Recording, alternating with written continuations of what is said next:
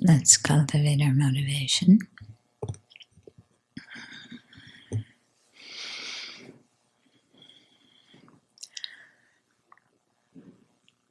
And so when we look at the afflictions and we try and abandon them, we shouldn't do it by simply saying to ourselves, oh, I shouldn't feel that way, or I shouldn't think that way. But rather we should look at the thoughts, look at the story we're making, and analyze it to see if it is reasonable or not. Because if we only tell ourselves, oh, I shouldn't be angry, for example, we might wind up suppressing it. Whereas if we look at all the reasons we're giving ourselves why our anger is valid and good and necessary, we may discover that the whole story and all those reasons are a bunch of hogwash. And upon seeing that, how nonsensical it is, then we just can very easily drop the anger, or very easily drop the jealousy, or whatever it is. So rather than base our practice of opposing the afflictions on a bunch of shoulds, we should really use our wisdom and see what is a correct and beneficial way to view this situation, and then to adopt that way. And in doing so, then there's nothing to be angry or upset with.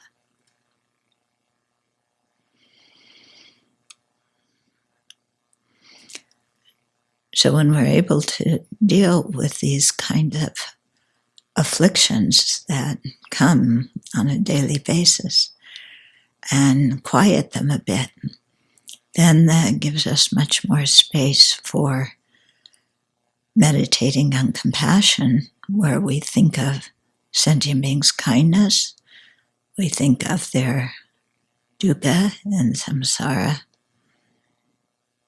and in that way cultivate compassion.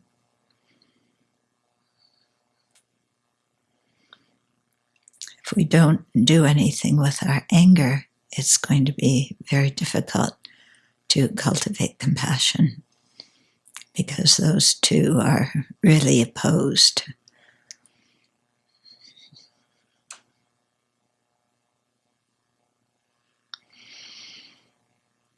And then with compassion, then the wish to work for the benefit of sentient beings and to attain full Buddhahood in order to do so makes a lot of sense. And we can generate that without too much difficulty. But it takes a lot of effort and time, repetition. But we can certainly do that.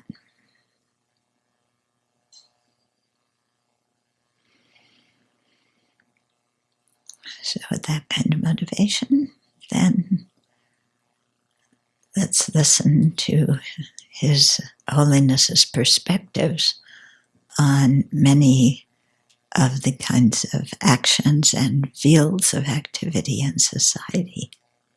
So, we're on the last chapter of the book, where His Holiness is talking about working in the world and applying the Dharma to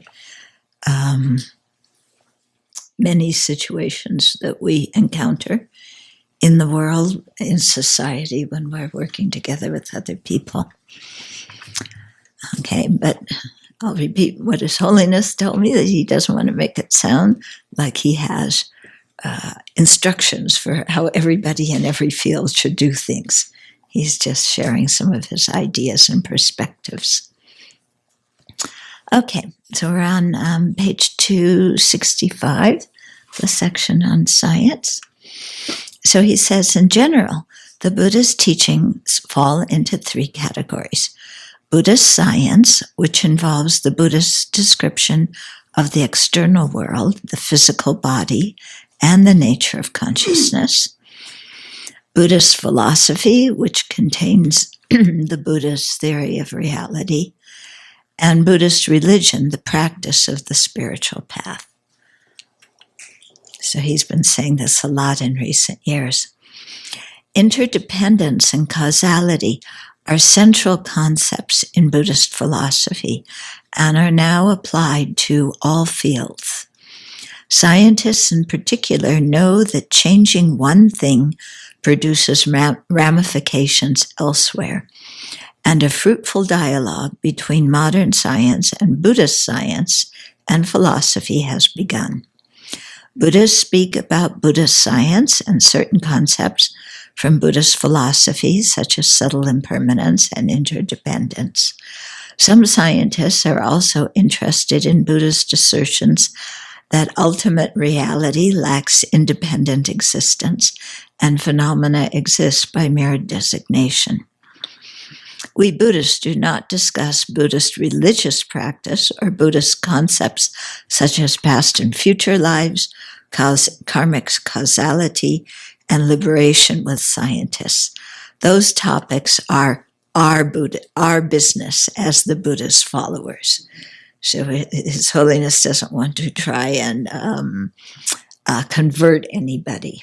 Okay, in the dialogues with scientists, if the scientists ask questions about things, he'll explain, but he doesn't volunteer about that. Okay, in this interdisciplinary discussion, we are not trying to use science to validate the Dharma.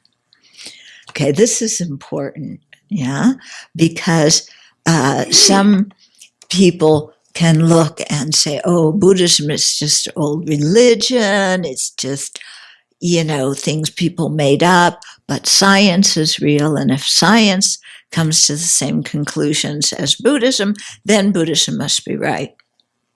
Okay? So that's not very good to do, because science keeps changing its mind, and also because the tools science uses to investigate and its field of investigation are very different than the tools Buddhists use and its field of investigation. So it doesn't make sense to use science, which investigates material things, to validate Buddhism, which investigates how the mind works. Okay?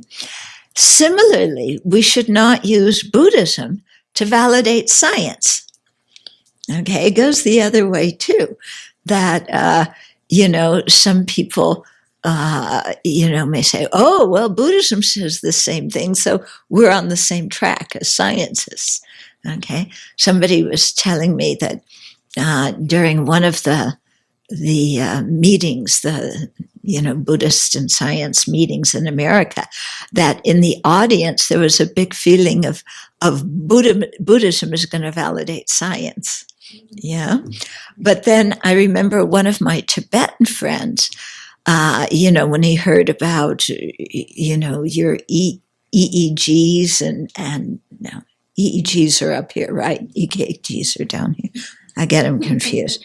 So your EEGs, he thought, oh, well, maybe someday we can test people's realizations by testing their EEGs, So that doesn't make any sense, So this is one of my friends who's a Buddhist monk said that, and I was very puzzled.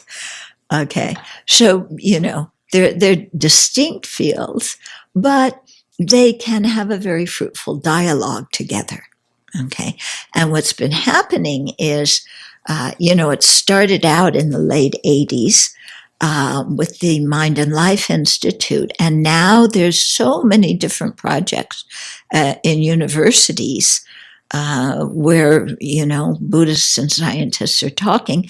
And at Drepung Monastery in Mungo, they even built a science center.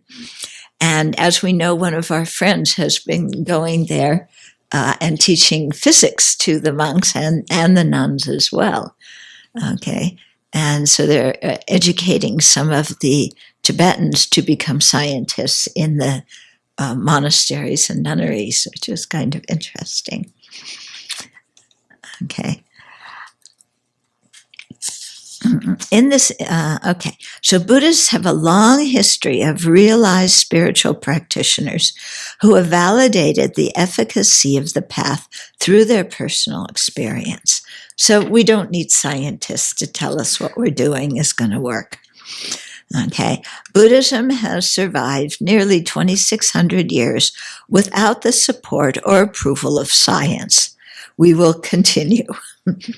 However, our dialogue is good for society as it is an example of the modern and the ancient learning, learning from and complementing each other. Over the years, the dialogue has sparked many projects. For example, teaching mindfulness to help reduce physical pain and mental stress, and developing programs for teachers to instruct their students in compassionate thought and action. And many of our lay supporters at the Abbey are involved in these kinds of projects. In addition, we Tibetans have begun science education in some of our monasteries and nunneries, and a few Tibetan monks are now, and nuns, are now studying science at Western universities like Emory. And we had one of the nuns come and visit us a while ago. Mark this down as something to change when I send in the corrections, that I should add and nuns. Okay, and then they bring their knowledge back to the debate ground. Okay, so it's really quite fruitful, and it's it's having an effect on Buddhism in the sense that, they've been studying for years how to refute the ideas of the Samkhyas and the Vimashikas, and I don't know how many of those people are still around today. Some of their ideas, are around, so it's helpful to learn that. But now I think, people, it's more scientific reductionism that is the big challenge to Buddhist philosophy, and saying that, everything human beings are is the brain, and out, the mind is an emergent property of the brain, and so on and so forth. And so it's very important that as Buddhists, we learn how to discuss these kinds of ideas with scientists, otherwise, they may make a case, and what do? We just stand there, and so we have to be informed about others' views so that we can, agree with the parts that, are logical and reasonable, and present arguments against the parts that we consider erroneous. Okay, so it's kind of like what they did at Nalanda and Vikramasila, the ancient Indian monasteries, except now it's happening with Western universities and, science and so on. So it's a very good dialogue and very interesting. Yeah. I appreciate the scientific perspective very much. Yeah, His Holiness, since the time he was really little, he likes investigating things. They say when he was a little boy, he would take watches, which they didn't have many of in Tibet, and he would take them apart and put them back together again. And somebody gave him a car. I think they must have carried the different parts, either from China or over the Himalayas, and then assembled it in Tibet. But there were no asphalt roads in Tibet when His Holiness was a kid. But he loved playing with his car, yeah, and he really liked that kind of stuff. Okay, so he likes studying how physical things work. So scientists are looking for truth, for reality. They approach their investigation with an open mind, and are willing to revise their ideas if their findings do not correspond to their original theories. As the Buddha's followers, we too are looking for truth and reality. The Buddha wanted us to test his teachings, not to just accept them blindly. This accords with the scientific way. Okay, and then what he says is really radical for most Tibetans. If scientists can disprove points in the Buddhist scriptures, we must accept their findings. Because of the similarity of our approach, I do not think there is any danger in discussion with scientists. Their attitude is objective, they are open to the investigation of new things, and they are intelligent. Yeah, and he says if they can disprove something that is in a Buddhist scripture, then we're looking for truth. We should follow what science says. Okay, and the Geshis kind of shake when he says that. Okay, and then he explains why to them that the world is round and it's not flat, even though Vasubandhu said it was flat. Okay, and how he's not criticizing Vasubandhu, he's not abandoning the tradition, but he's just, using wisdom in accord with how the Buddha said to use it, to check things out. Within Buddhist science, as we saw in Chapter 8, there are 3 categories of phenomena: evident, slightly obscure, and very obscure. Up until now, common topics of dialogue with scientists have focused on evident phenomena and a little bit regarding slightly obscure phenomena, such as subtle impermanence and emptiness. Within the category of evident phenomena, we have discussed topics found in physics, neurology, cognitive science, psychology, and so forth. It is useful for Buddhists to study scientific findings. For example, while Buddhist literature speaks about subtle particles, scientific knowledge of that topic is more advanced. Yeah. On the other hand, some scientists are searching for the smallest particle of which everything is made, and that's an idea that Buddhists can refute because everything has to have parts and you can mentally dissect it and get something smaller. Okay. Learning about the brain's role in cognition and emotion is new and interesting for Buddhists. However, regarding perception and psychology, Buddhist literature is much richer, and psychologists and neurologists find Buddhist findings and experiences regarding attention and emotion very helpful. Okay, so the whole idea that you can develop samadhi and serenity and pay attention to one object for a long period of time, that's really fascinating to the scientists. There's a lot of discussion about what is emotion, because they'll point to different areas of the brain and say this is where the emotion is. But is the brain what's actually experiencing the emotion? Yeah. So it's interesting. It really, brings out some interesting topics. Also, just the whole idea of the mind having a different continuum from the body, and when people, highly realized people die, that there can be no brain waves, no heartbeat, no, breath, but the consciousness is still in the body and they're meditating on a very subtle level. So, the scientists are really intrigued with that. Okay. Okay.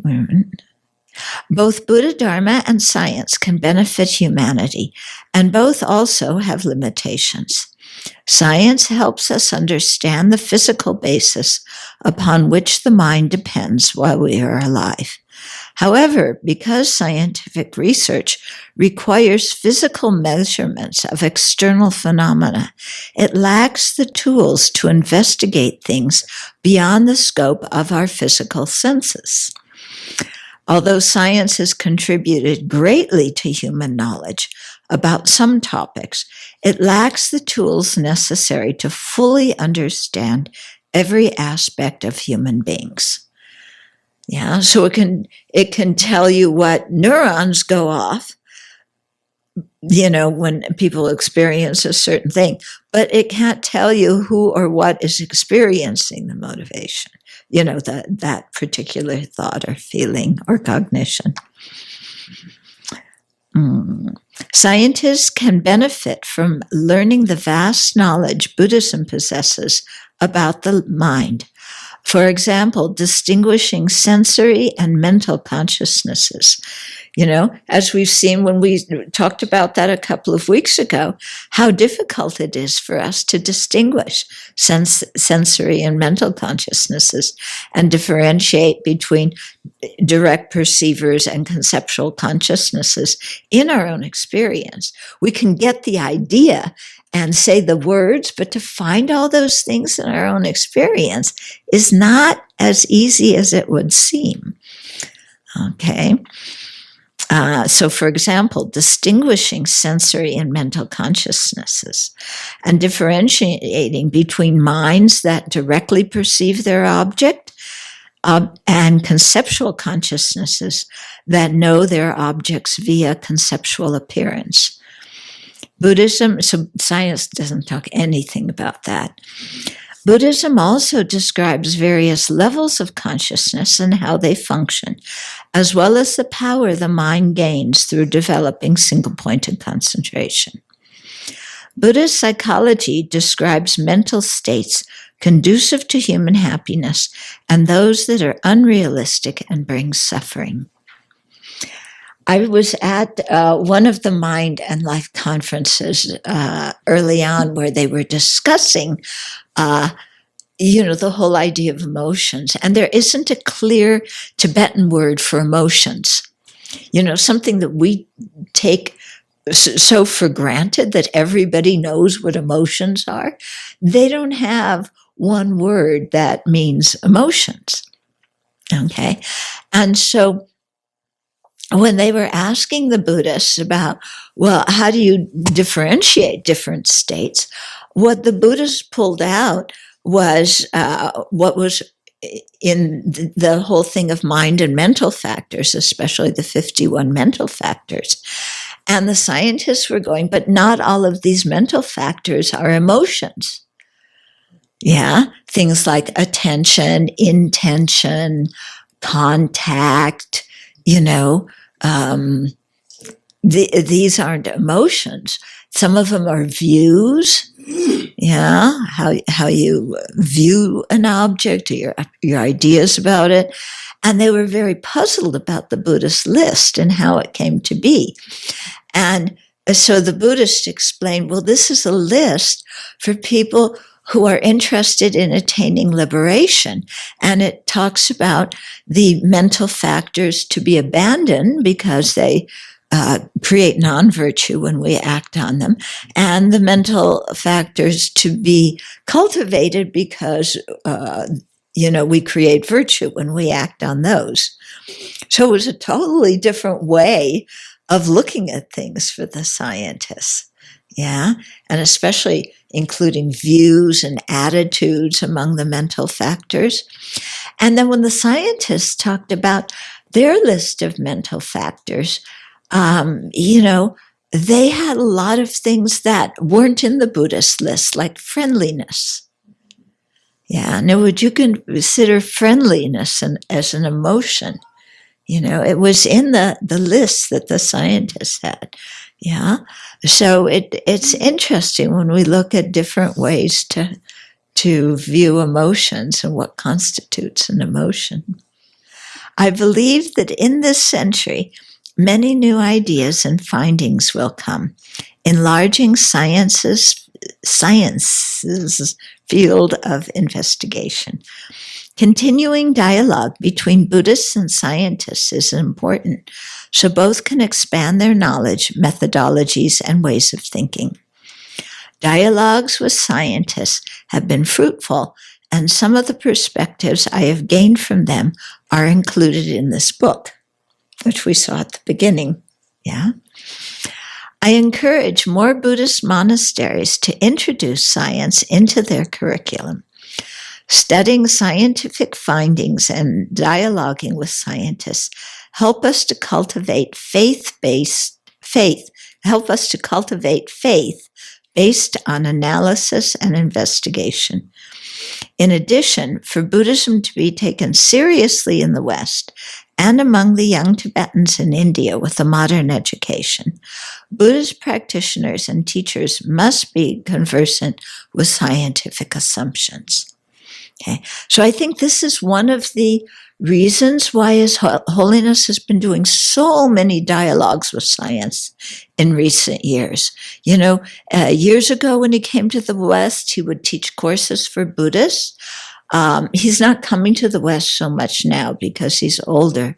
But, even a few years ago when he came, he would mostly do events with scientists. We Buddhists were feeling a bit left out. But I think it's because, of the respect that people have for science in the West.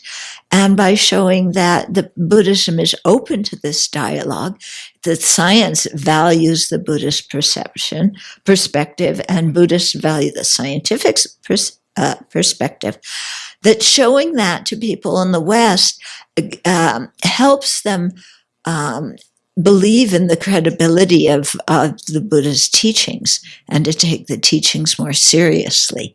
And so I think he's doing it for that reason. And also because he's very interested in these things. But also, like he mentions in here, it has to do with the young Tibetans.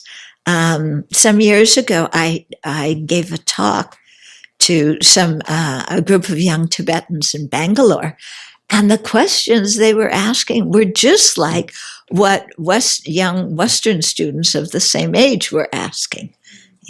Like, how do you know there's a hell realm? How do you know there's different realms? And so it was really interesting. And so I began to see that to keep the youth as Buddhists, the Tibetan elders need to present the Dharma in a way that accords much more with modern education. It's okay, sweetheart. Okay. Similarly, I encourage scientists to stretch the field of their investigation. The ultimate laboratory is in our own mind and body, and for this, meditation is important. Scientists who develop internal awareness of their own cognitive and emotional processes through meditation will bring new vigor to scientific exploration. And so now the Mind and Life Institute at the Garrison Institute, every summer they have courses for PhD students and postdoc students in science to learn meditation and learn something about Buddhism. My main purpose in dialoguing with scientists is to bring a deeper awareness about the value to society of living an ethical life. Now that's interesting. So many of our problems, are due to people's lack of care for the ethical dimensions of their actions and the effect their behavior has on others. We need to make more effort to promote inner values, but doing that is difficult if they are based only on religious ideas that appeal only to people following a particular religion. Secular ethics that speak of universal values appeal to believers of all religions and to non-believers as well. So I think what he's emphasizing here, how are you connecting secular ethics with scientists? I think he's trying to get the scientists on board of, thinking about ethical conduct, and especially having scientists and people who are in the technological fields to think more about the effects of their actions and their research and, what's going to happen to what they invent and what they discover, and how is that going to affect society? Because, there's an ethical dimension there that's quite important. Scientists have found and continue to find connections between our mental states on the one hand and our physical health and the quality of our social interactions on the other. Scientific findings demonstrate the benefits of compassion, a peaceful mind, and ethical living. Yeah, so there you have it. If scientists can show that when you have compassion, that your health is better, you heal from surgeries more, then, the society will be more interested in compassion. Maybe not for exactly the right reason, but hopefully by, training their minds in compassion, then slowly they'll come to have the right reason for, cultivating it. Since the results of scientific research are respected internationally, their findings can be used to support the advancement of secular ethics for the benefit of society. Yeah. And so really showing, if you're able to calm your anger, and you can show by scientific means the effect on the body, then people begin to think of anger in a different way. So this kind of thing. Okay, now, topic of gender equality. Women's rights to have equal opportunity in all fields must be respected. I don't believe that in the past, society in general, or Buddhist institutions in particular, deliberately discriminated against women. Rather, they were negligent and simply assumed that men should lead because larger and stronger bodies made them more fit to lead. But this concept is no longer valid, and it is not even true historically. Napoleon was physically small but very clever, and he became a powerful leader. So he's very generous here in saying, he doesn't believe that society in general or Buddhist institutions deliberately discriminated against women. I think it's, it's just the cultures that Buddhism grew up in, and a lot of the attitudes in those cultures got put into some of the Buddhist scriptures. We don't know if the Buddha said them or if other people put them in later. But in addition, men assumed that they were intellectually superior and less dominated by their emotions. However, as the Buddha noted, men and women have the same afflictions, and men and women are equally bound in cyclic existence by these afflictions. For civilized society, intelligence is far more important than physical strength, and in this regard, men and women are equal. Everyone should have a good education and be able to use their talents and abilities to contribute to society. Equal opportunity means equal responsibility, and men and women should share these. Okay, so he's, it's interesting because what he says is not the typical Tibetan view. Okay, typical Tibetan view is men are smarter, men are superior, women are weaker physically and mentally. Okay, I remember one time, this is many years ago, and I was staying at a Dharma center, and so one of the members of the center, she and I were talking to the geshe there, and so he started to explain why women were inferior, because when there was a fight, the women ran away instead of staying there and fighting. And we said, we think that's intelligent. Staying there and fighting physically with somebody is really dumb. Yeah, he didn't believe us. But,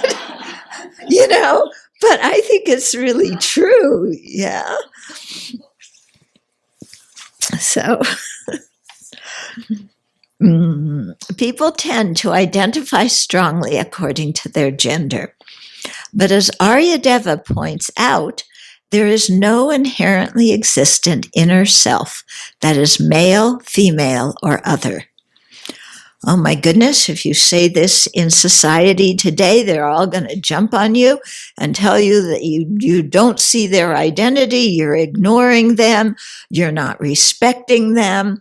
I've had that happen to me, when I'm trying to deconstruct identities, and you know very well how students are everything in my identity, don't you criticize. So poor Aryadeva, well, I wouldn't say poor Aryadeva, he will fight back. If he were alive and some of the students said, I have an identity and you better respect it, Aryadeva would, intellectually tear him to bits. Okay. Yeah. He said, what identity? Who is that person? Who is the person that is that identity that you're clinging to? Where did that identity come from? Show it to me. Yeah. Who made it? How did it come about? Isn't it just constructed by thought? If it's constructed by thought, isn't it just fabricated by human beings? Yeah. Is there really any objective, essence to these identities that you're holding on to? He would really go after that. He was a great debater. Yeah, Nagarjuna's student. Okay. So as Aryadeva points out, there is no inherently existent inner self that is male, female, or other. The body is also not an inherently existent man or woman because none of the elements that compose the body have a gender. Our body is made of atoms and molecules. Yeah. Do atoms and molecules, are they male, female, both, neither? There's so many gender identities and more appearing each day. I can't keep up with it. But do the atoms that compose the body, do they have a gender? Yeah. They don't. Although from the viewpoint of emptiness, no distinction can be made between men and women, that is no excuse to ignore sexual discrimination. The status of men and women in Buddhist institutions is not equal, and this has a deleterious effect on female and male practitioners, as well as on the acceptance of Buddhism in Western society. All forms of exclusivity are based on an attitude of me versus them, which is not suitable for genuine practitioners. True practitioners are humble and regard everyone as their teacher. They work to benefit sentient beings, or all beings. I was also at a conference of Western Buddhist teachers with His Holiness, and we were, the Buddhist teachers broke up into small groups and then made presentations to His Holiness of different things going on in the West. So Sylvia Wetzel, she's German, an old friend of mine from way back. So she did the presentation about women in Buddhism. And she led His Holiness through a visualization, because we visualize a lot. So visualize that you come into a room to listen to a Buddhist teachings. The teacher is a woman. All the important people surrounding her are women. The whole front of the audience is women. The men sit way in the back, and they don't dare come up to the front. Yeah. But the women are actually quite compassionate towards the men. And they tell the men that if they practice very well in this lifetime and create a lot of virtue and pray to be reborn as a woman, then next life they can attain the superior rebirth as a woman. So she's going on and on like this. So the Westerners are cracking up. We are laughing. And I know Thupten Jinpa pretty well, and I've never seen his face like this. Yeah. He was just like, what's going on? And His Holiness also, I mean, so perplexed. And then the reply was, well, if even a fly can attain awakening, so can women. That was the wrong thing to say. Yeah, but it was really interesting. It's probably on the, you found it, the Meridian. Yeah, I bet you we could find it and watch it. It was hilarious. Yeah. Yeah, because it was very hard. There were some other lamas in there listening. They just didn't get it. It was beyond what they had ever thought about before. Because in their culture, this is just the way the things are. And when you're in the superior group, you never notice that you are. It's only when you're in the minority group that you notice that, there's differences in power. But in the majority group, you don't notice at all. And so the monks were just like shocked. It was so interesting. Were there Tibetan nuns there? No.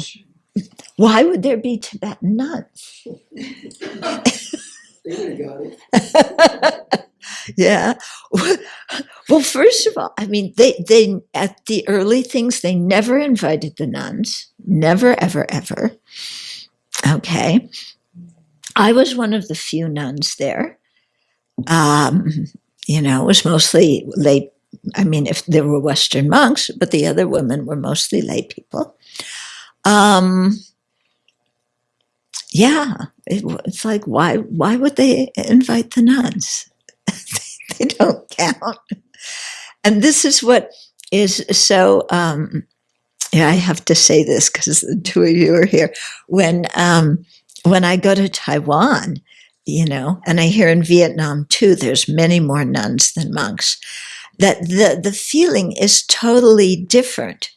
Yeah, I remember many years ago, Venerable Buyan invited a whole big group of nuns out for a meal at a restaurant, and we all happened to be on the same subway car or the same subway train, and then coming out of the subway, all these nuns everywhere. And it's something you never see here in the West, and you may see a group of nuns in the Tibetan community, but not like this. And I was just like, wow, look at all these nuns, and the nuns are a very powerful influence. And the monks in Taiwan really respect the nuns. They respect them very much. And so a few years ago, they had an award ceremony for Buddhist nuns.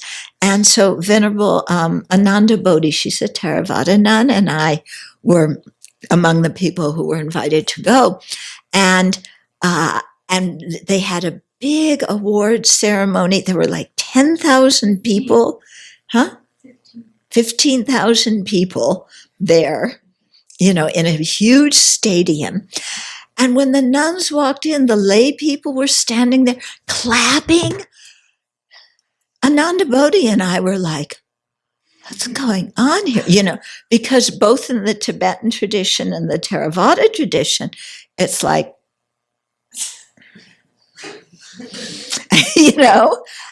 and then here we were, and the people were so excited to see nuns, and we were just shocked.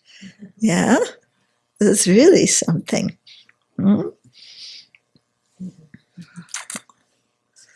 So you're both very lucky to live in countries where there's the nuns are quite strong and prominent. Yeah, it makes a difference. Yeah.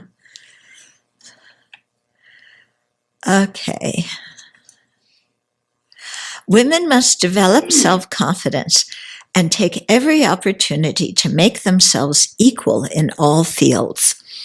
Some women are accomplished practitioners, but they are shy and therefore do not teach or take leadership positions.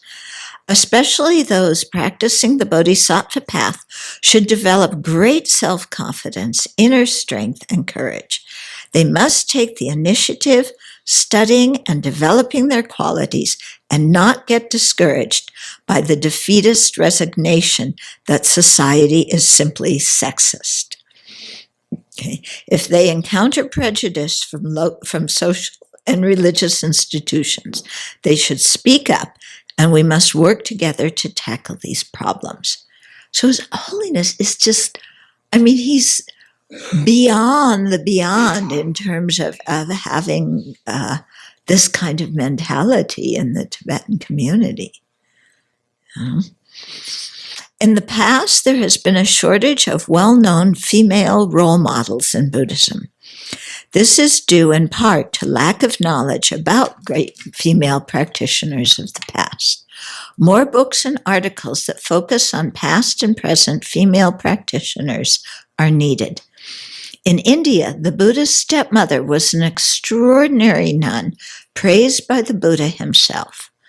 The Indian nun Bhikshuni Lakshmi had a vision of thousand-armed Avalokiteshvara, and is the first lineage holder of this practice, of the Nune practice, that we'll do in a couple of weeks. Naropa's sister Niguma was a great tantric adept, as were Machik Laptrandroma and Dorji Pagmo in Tibet. The reincarnation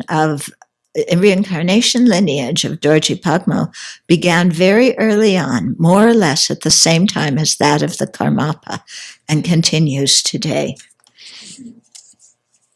The Vinaya records that when the Buddha began the nuns' order, he stated that women were able to attain liberation and become arhats, and many stories of liberated women exist in the scriptures. Sutrayana and the three lower tantras state that one has to have a male body in the final life before attaining Buddhahood. But in Tibetan Buddhism, highest yoga tantra is the final authority, and here females and males are equally capable of attaining full awakening. Highest Yoga Tantra emphasizes cultivating respect for women, and one of the root tantric precepts forbids disparaging women. Okay. There's some interesting things in some of the sutras where, what's the name of the sutra? I can't remember it right now. Where one woman changes Shariputra into a woman. Was that Vimalakirti? Because it happens in another sutra too. Was it the Naga King's daughter? Something like that. But, and how shocked poor Shariputra was. Yeah. Like, where did you get that power to do that? And then, of course, at the end, she transformed him back to a man. But quite interesting. The discriminatory statements against women in the Buddhist scriptures were made due to societal circumstances at the Buddhist time and later when the scriptures were actually written down. Since this prejudice arose due to cultural bias, it can and must be changed. Other things, for example, bhikshus being the preceptors of bhikshunis, seem like prejudice, but are difficult for one person to change. A council of Sangha elders from all Buddhist traditions would need to meet and agree in order to change that. According to the Vinaya, bhikshus sit and walk in front of bhikshunis. Well, bhikshunis are governed by more precepts. Most of them are for their protection. Because women are more prone to being raped or bullied than men, to offset these risks, the Buddha established precepts that prevent women from encountering dangerous situations. Okay, so yeah, the in the Vinaya, the monks do go in front of the nuns. Lama Yeshe really changed that. He had monks and nuns sit on different sides of the room, but the front row, front rows, half men on this side, half women on this side, and back like that. He didn't put the nuns behind the monks. And here at the Abbey, we don't do any of that either. Yeah. So there seems to be specific instruction for females to take action on certain things. And there seems to be general instruction for the broader community. Are there very specific instructions for men or for monks as there are specific instructions for women in terms of responding to this discrimination? Well, the one tantric precept that His Holiness mentioned, where you're not supposed to deprecate women, so there is one precept about that. There are different precepts, like a monk cannot ask a nun to do his laundry, yeah, or make a nun give him food. So, there's things within the monastic discipline so that the monks can't take advantage of the nuns. I'm thinking a little bit more to remedy the situation. So there were specific instructions given to women to supposedly remedy the situation. Okay. So are there specific instructions given to men to remedy the situation? So I haven't heard His Holiness give specific instructions to men. No, I mean, what he says, about men and women being equal, the men are hearing that too, but he's not giving them specific instructions how to remedy it. He's basically saying that the women need to really step up to the plate and use their talents and abilities. And I guess the idea is then if the women do that, then the men will see their value. And it will change that way. Okay. But the idea of affirmative action for women, the quotas for women in admission to different things, that's not in society, Tibetan society. It doesn't function like that. Well, I'm thinking more along the concept of, for example, let's say to dismantle racism.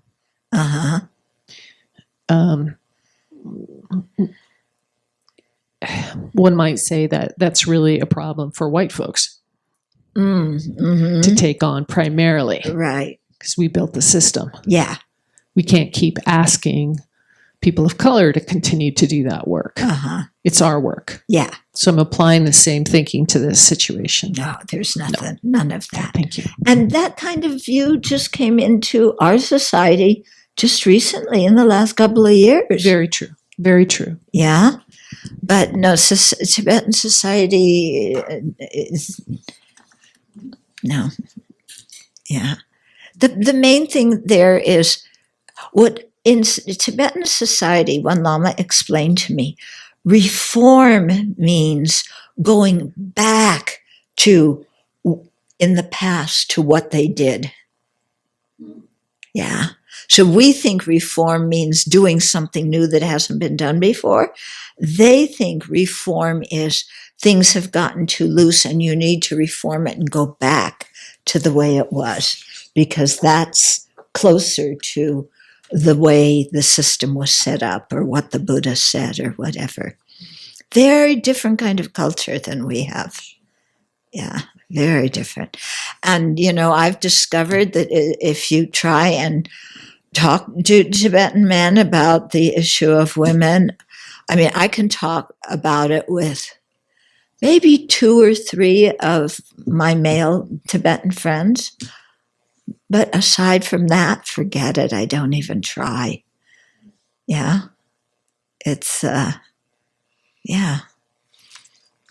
we're from a different culture and we have our own ideas. And, you know, why should, you know, we have no right to step in and tell them how to run their culture, they say.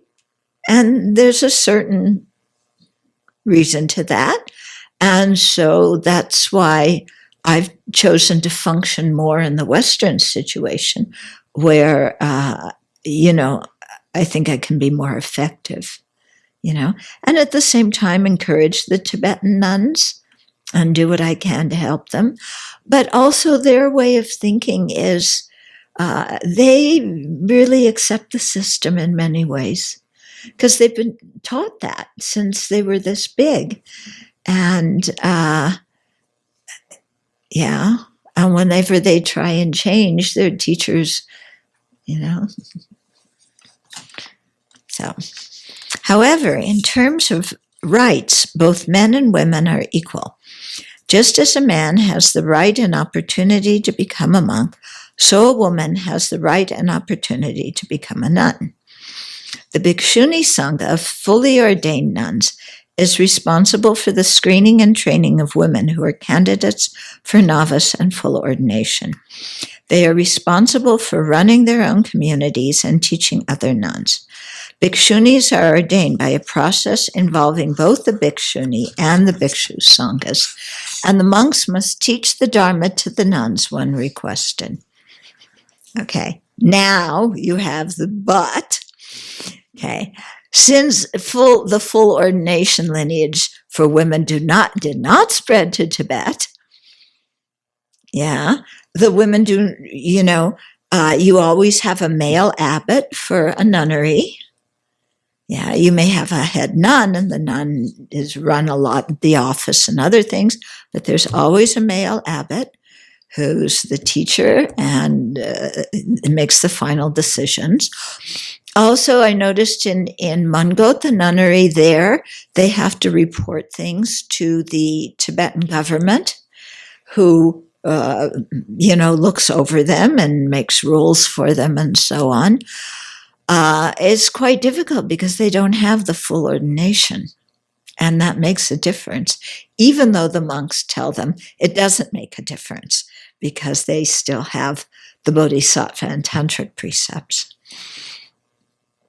Okay, and just to give you an example of how the nuns have internalized this, you know, one of my friends, I've known her for years, she's one of the Geshe-ma, she just got her Geshe degree, and very competent.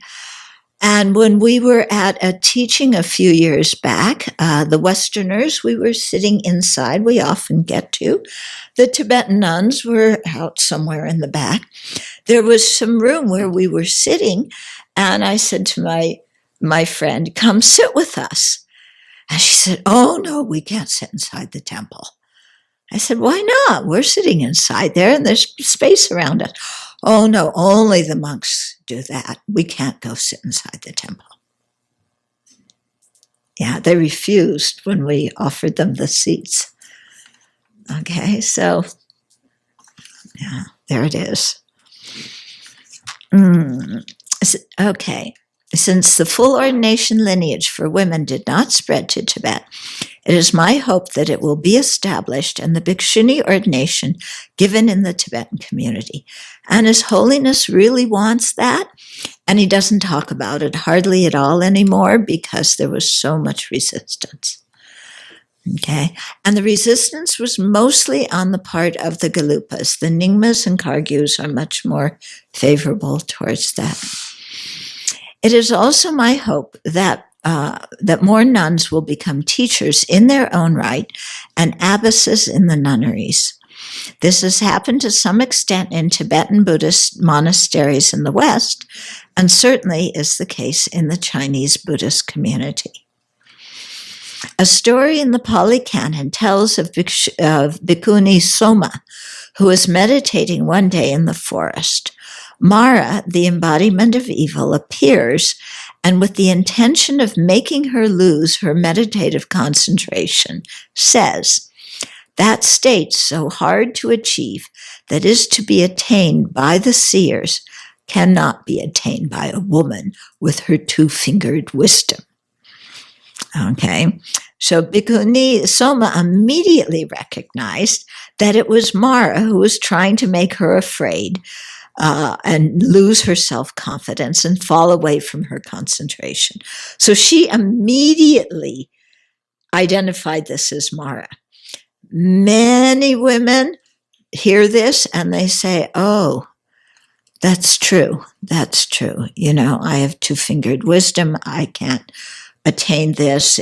I'm just, you know, playing. Okay. But she recognized it was Mara, meaning, you know, that she recognized it was an affliction, an afflicted mind or an afflicted view.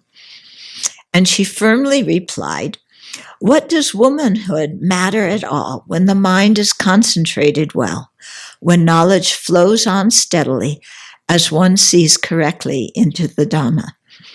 One to whom it might occur, I'm a woman or I'm a man or I'm anything at all, is fit for Mara to address.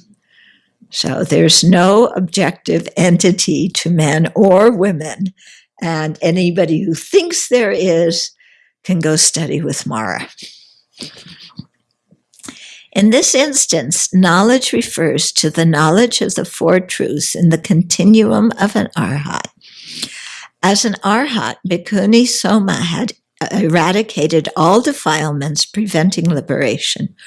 Only someone who adheres to craving, conceit, and views, the defilements that lie beyond false conceptualizations.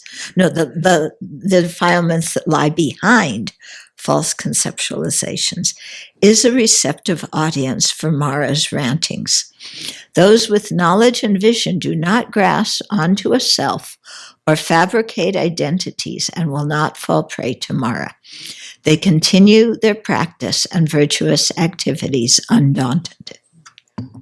So we should take His Holiness's words seriously. Okay, the next section is on interfaith. I don't think we'll be able to finish this section tonight, but we will certainly finish it next week. We'll start. Buddhists should try to create friendly and respectful relations with people of other faiths. For me, Buddhism is the best, and it suits me perfectly, but it is not necessarily the best for everyone. Therefore, I accept and respect all religious traditions. So this is, is so brilliant. And one of the things that I really respect about the Buddhist teachings is that nobody goes around and says, we're the best, and if you don't believe in us, you're going to hell.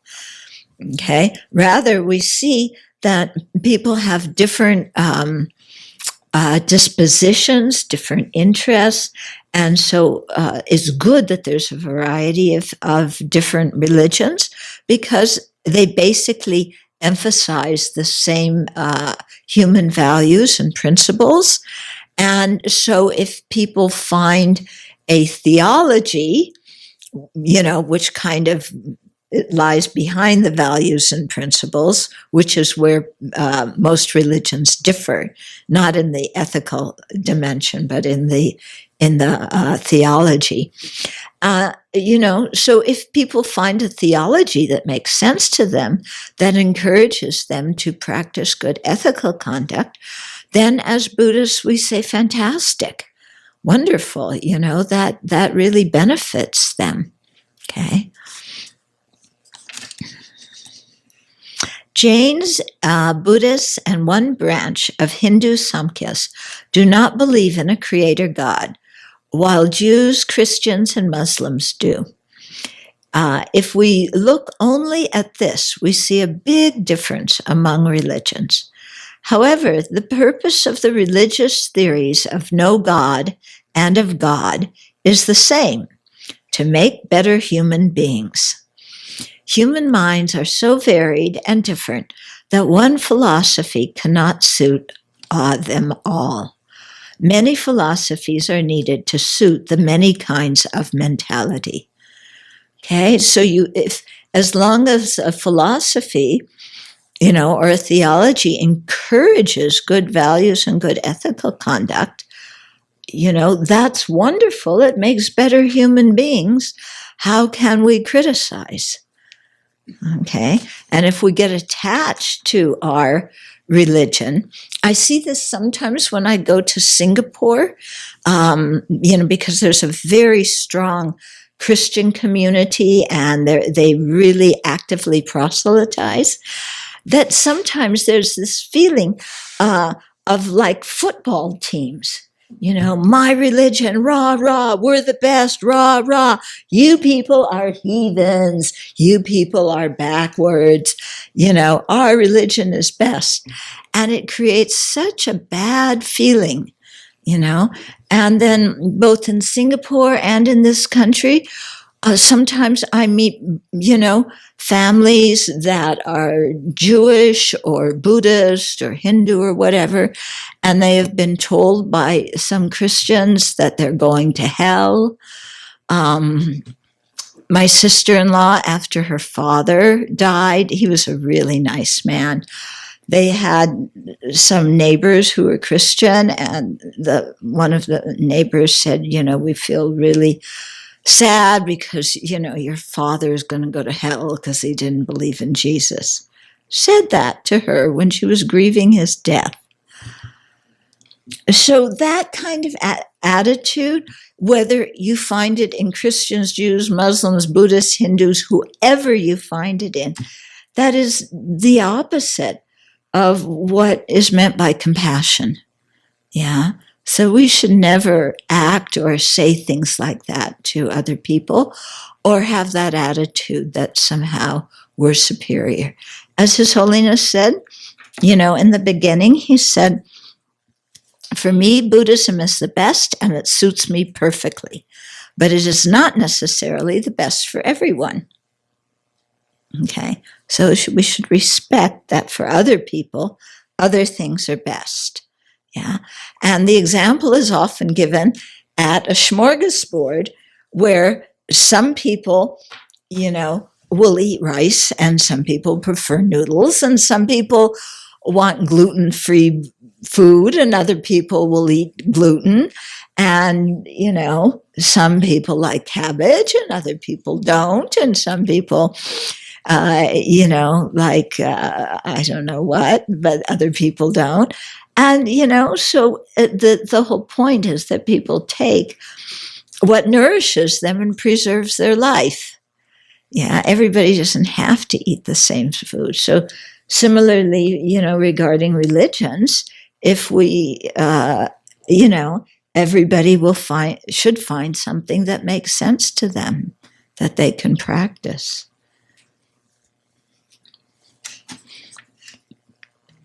All great religious leaders endeavor to lead their followers away from selfishness, anger, and greed. All emphasize relinquishing violence and rampant materialism. By understanding their common function and aim, we will see that the superficial differences in religious theology are due to the differences in the spiritual needs of people in a particular place at that time. Knowing this, we can avoid sectarianism, partisanship, and disparaging any authentic religious teaching. This variety in religions is a blessing, not a difficulty. Yeah, sometimes people ask me, shouldn't we just try and have one religion? Why? Or, people will say to me, don't all the religions lead to the same point? As if in order to get along, we have to lead to the same point.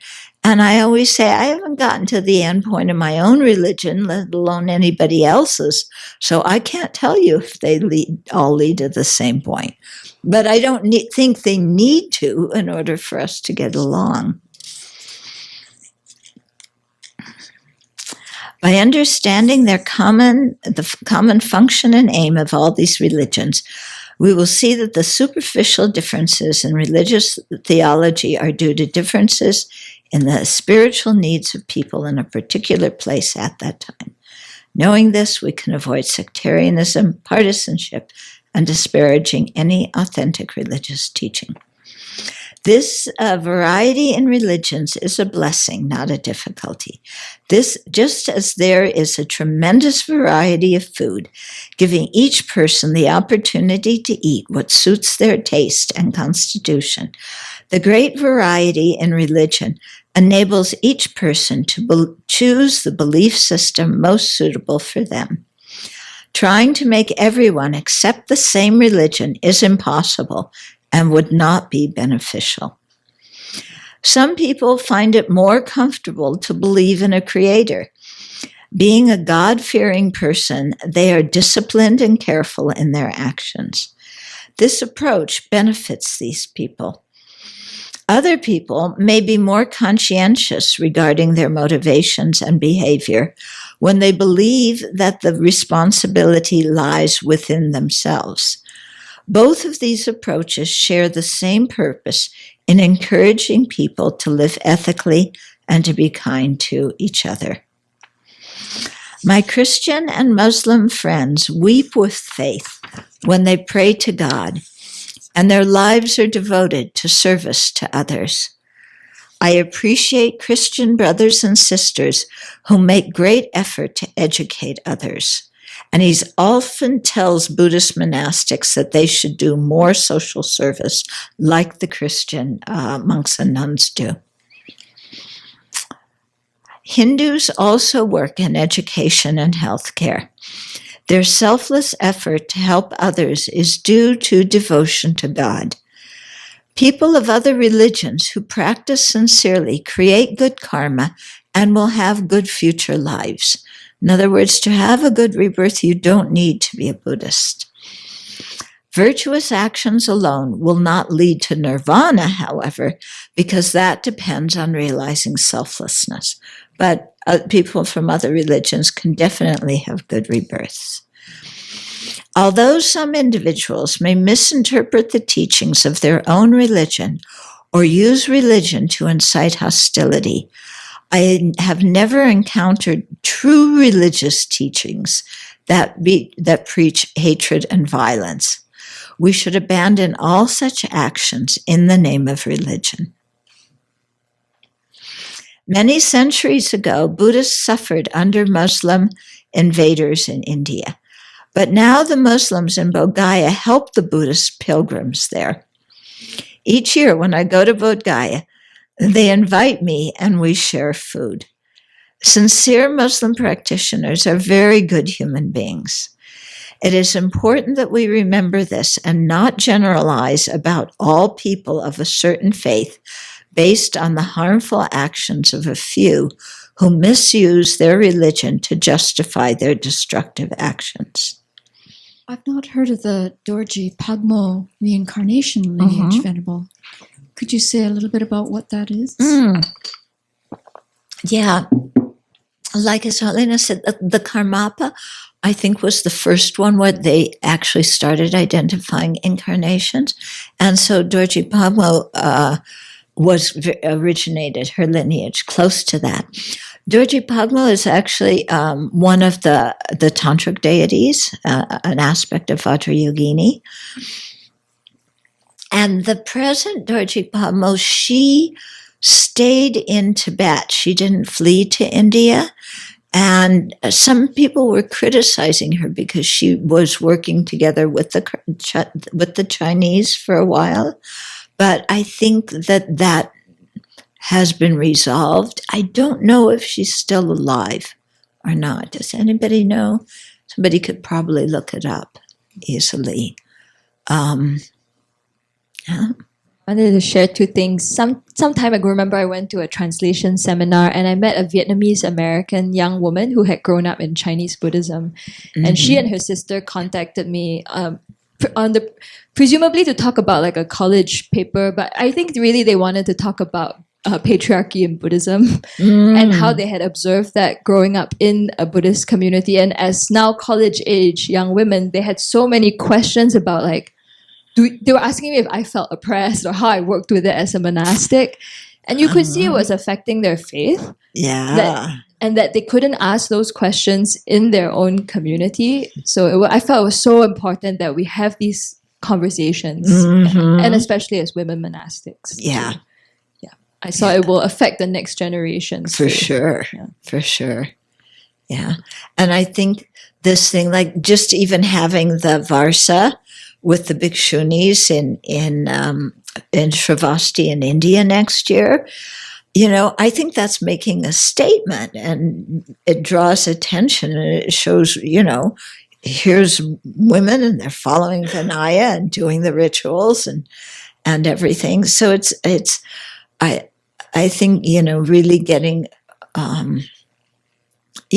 just us doing what we should be doing as nuns, has, a tremendous effect on the people who see that. Mm-hmm. And this week, Geshe Ladrin is at the first remade Tibetan nun seminar on the Pramanavartika Chapter 1. And she's presenting a paper there. Oh, very good. So the nuns are gathering to talk about Pramanavartika? Oh, very good. For the quotes from Bhikkhuni Soma, I'm still, when we're referring to the audience of Mara's rantings, how do we look at who and which, I don't want to get into having a physical manifestation, but for us to be able to look at this, is this the self-centered thought? Is this the self-grasping ignorance? Is this the deluded doubt? That would be a manifesting. I'd like to understand this relationship. Yeah, so Mara is anthropomorphizing all of our afflictions. So whichever affliction is prominent there, whether it's self-grasping ignorance or conceit or clinging to views or self-centered thought, all those are Mara's manifestation. So this is, it's working with symbols in the same way that the story of the Buddha's enlightenment, how he was meditating and then all these weapons and people trying to kill him appeared. They were manifestations of Mara. It's not that there's some guy named Mara sitting up there, this is coming from our mind. Okay. And similarly, when there were all these gorgeous women appearing to him in his meditation, trying to seduce him, that was coming from Mara, but Mara is his own attachment. Yeah. Find it was from a few weeks back. There's a part where His Holiness talks about somebody like a construction worker who had created some bad karma in a previous life. So His Holiness is talking about something. Remember Venerable Jampa? Like it was a construction worker? It was a construction worker. Yeah, he had created maybe bad karma in previous lives, so ended up as this construction worker. It's somewhere in a previous chapter, and I really was thinking about the way that was written. It doesn't really ring true to how I understand His Holiness's thinking. I don't remember that at all. It was an foundation, maybe one of the last teachings. It's like 3 weeks ago. Reckless behavior in the past. Reckless, that's the word I got. Oh, yeah, try and find it and point it out to me. But so you're saying that it sounds like putting construction workers down or not respecting them? Let's see. Okay. If you look at construction workers in India? Right. Yeah, I realize it's super unsafe. Super unsafe. They work long hours for little money. They have to the women do it very often. They bring their children with them and the babies are sitting on the side, near the construction site. The women are carrying platters with concrete on their head, back and forth, back and forth. That's how they pour concrete. Yeah. It's horrible. So, I don't think many people would pray to have that kind of occupation. Yeah. So I don't think His Holiness is looking down on those people, but just saying, you know, take care of your karma, because you could get born in you know, a situation probably of lower caste where you can't have an education and you wind up with that kind of job. Mm-hmm. So he's not putting those people down. Yeah. In fact, he talks somewhere about going to talk to all the construction workers. Right. I have that part right here. Yeah. Yeah, that's the exact thing. But I don't think there he talks about. It's just something that rings funny to me, like the way it's written is quite nice till I get to the last sentence. What is the last sentence? It just says, we have been in that situation in past lives and maybe in future lives if we act recklessly now. And I get that their work is very dangerous and they have very little opportunity. And they've done previous karma that would make that, and they could have been reckless in the past that got them into this result. Mm-hmm. That I get. But what I don't see anything of is, well, how about the people who are running those companies that are putting people in this situation? You know what I mean? There's like no... Okay. Westerners, we always look at things in terms of social justice. Not always, but very often. Any problem we look at in terms of social justice in this life. His Holiness, his primary way of looking at problems, you know, he says, yes, we need to act with social justice and improve situations now, but how did we get there? It's not only because of the people who are running those construction companies and the whole society that still believes in the caste system, even though Gandhi told them to throw it out. You know, His Holiness sees things according to karma, and he doesn't feel the necessity to bring up social issues with every time he talks about something. Okay, as Westerners, we want social issues to be brought up every single time. Okay, and we want to, justice and just, what Patricia was saying before, it's the white people's concern. And that idea only came like about 2 years ago in this culture. Yeah. Huh? It came quite late, and now it's very prominent. But, what do you do? Go back and, to 15 years ago and it's very complex, and so there's a lot of people talking now about how do we take modern values and subject historical figures to modern values? Is that fair or is that not fair?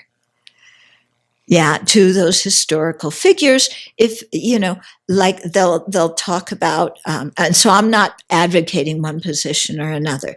Yeah, I have to say that because otherwise people will jump on me.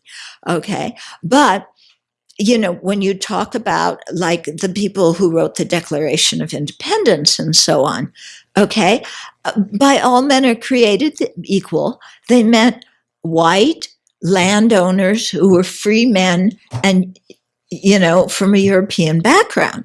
They didn't mean everybody. So, but we interpret it as meaning everybody. And it should mean everybody from our modern views. But do we look back and expect those people to have the views that we have now? It sure would be nice. And if they really thought about what equality meant, they would have had those views. But what I'm seeing so much is how people can have lofty philosophies, but they are so culturally conditioned that they often don't even see it. And that's how you could wind up with Zen Roshis supporting the Japanese Imperial Army. And Tibetans, lamas supporting, not supporting having bhikshunis. And it's this koan. How do you put this together that people can be so wise in a spiritual thing and seem to have social values that are so backward? Why don't they take their spiritual values and apply them to their social values? I have no idea. I cannot answer that question because I do not understand people's minds and why they do that. And we think that we are so woke now.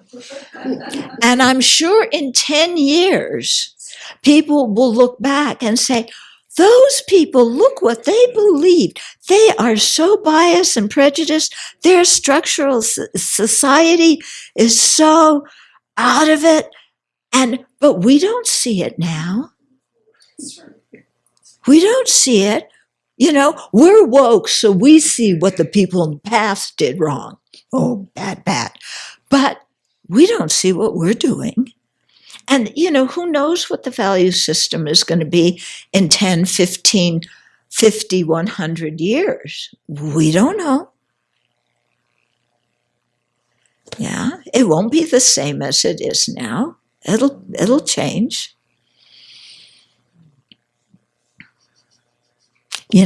So here we're faced with our cultural assumptions.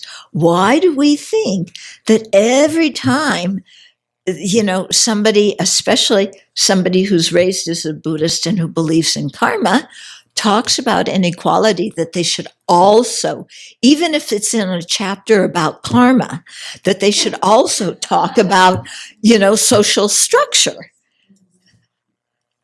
Yeah? Then we should also go to the colleges and universities, and when they're having a class about social structure, we should say, you should also talk about karma.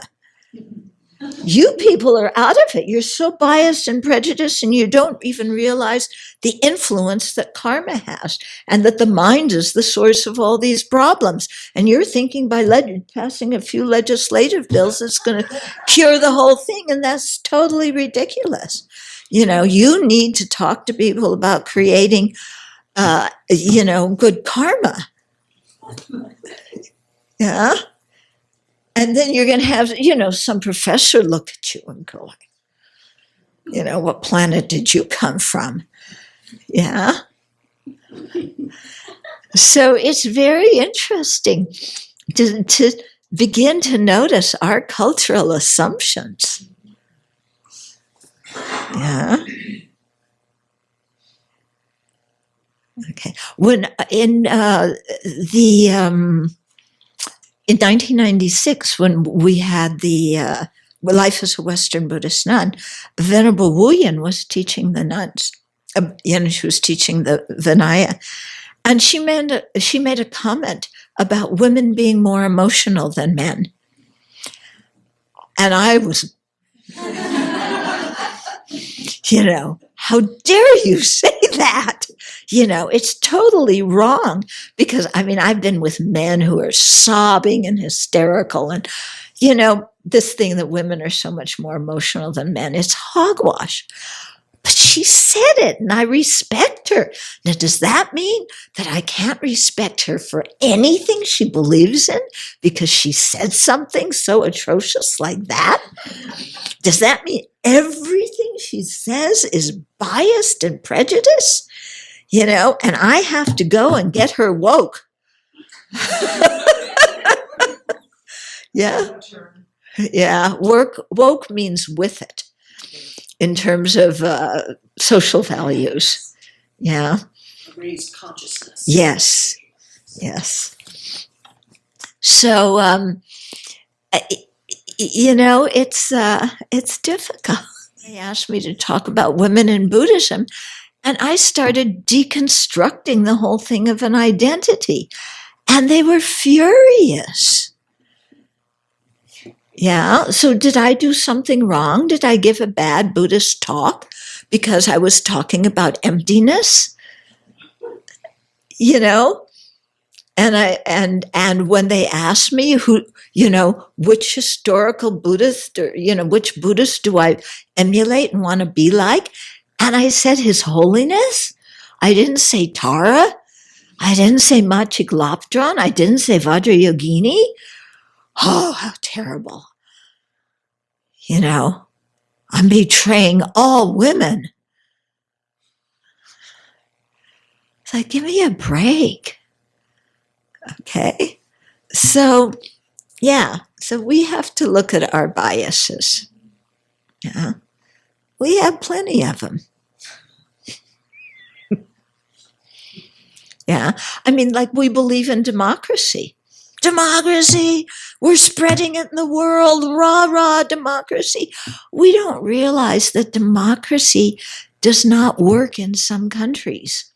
And if we try and force democracy on some cultures, it's going to create a huge mess and a lot of suffering. We don't see that. We think democracy is always the best for everybody, no matter what. And I went to Asia with that view, and I'm living in, a Tibetan society. I'm living in a Hindu society. People don't, the Tibetans don't believe that democracy is the best. His Holiness is trying to encourage him in that way. But, they want him to be the leader. Yeah, he was the one who made them have elections. It wasn't, having elections was not their idea. It was His Holiness's idea. Yeah. And if, in a monastery, we're supposed to, consensus is very important. A discussion in a Tibetan monastery is the senior gets up in the front of the room and talks. That's what is a discussion. Yeah. Should I impose my values on them? What about them imposing their values on me? Is that just as legitimate? No, because my values are better and I have the right to impose them on them. But I'm not a white colonialist, believe me. No, I don't believe. White colonialism is bad. But everybody should have a democracy. So I'm not saying democracy is bad, and I'm not saying gender discrimination is good. I'm saying that we need to look at our own biases. Yeah. And just accept that we have them and other people have them. And who knows which way's best? Yeah. Do I really know what is the best government for Libya? Do I think democracy is the best thing for Libya? Is that really going to work in that society? Or do they need another system of government that suits their mentality better, at least at this time? One of what's really makes it clear for me that how ethical conduct has set everything really in proper alignment. The world did live to do not harm, to be of benefit. No matter what type of societal structure you had, that was the foundation on that. Yeah. Things would work. Right. But even what constitutes ethical conduct differs from one society to the next. Something that could be a common thread that could have all the variety, disparities, and be still sustainable. Yeah.